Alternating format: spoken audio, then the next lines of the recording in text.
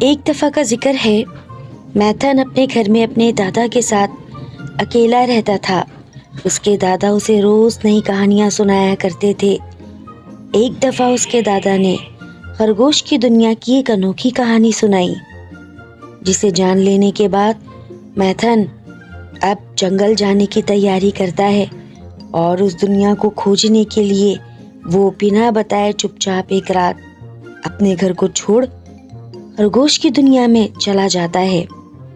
وہ خرگوش کی دنیا کو دیکھ کر دیوانہ ہو جاتا ہے۔ وہاں کی خرگوش اور وہاں کے لوگ اسے بہت پسند آتے ہیں۔